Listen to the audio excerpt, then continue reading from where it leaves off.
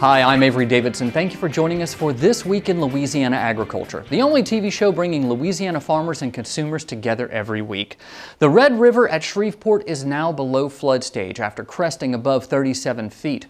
According to the National Weather Service, that's 7 feet above flood stage.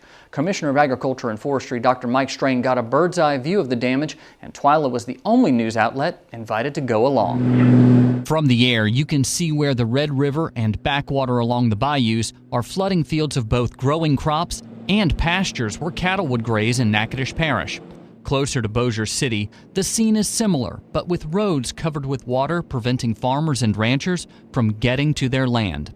It's on the ground where Commissioner of Agriculture and Forestry Dr. Mike Strain learns about Red River Parish rancher Michael Simpson's 700 head of cattle. 90% of our pasture is underwater. These cattle are trapped. We're feeding them daily. We're taking feed to them by boat, and that's the only access we have to them. Simpson says the crest predictions from the National Weather Service were revised at the last minute, with the river rising 2 feet higher than in the flood of 1991, a flood in which his cattle were fine. At that point in time, it was too late to move these cattle out, so we basically got trapped,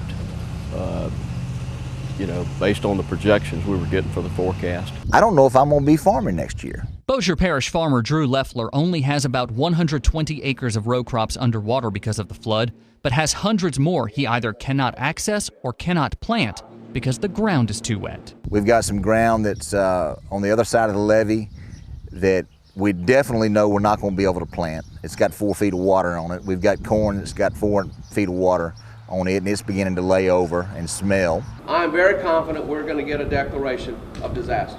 It's here near Powhatan where John Danley has 4,000 acres of crops underwater.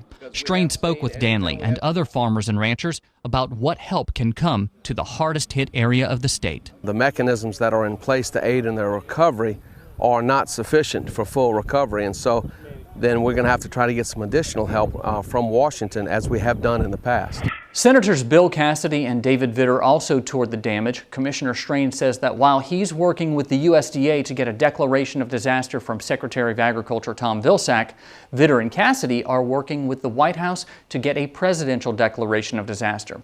That would open up more options for farmers through FEMA rather than only from the USDA. By the way, the Red River claimed one more victim. You remember the community garden we showed you last week at Fort Randolph in Pineville?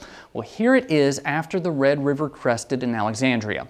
Park manager Don Fontenot sent me this picture, and you can see the garden is now in the middle of floodwaters. Fontenot says volunteers from the Pineville Rotary Club will go in to assess the damage after the water recedes and replant the garden. Budget cuts didn't get it, but the flood did.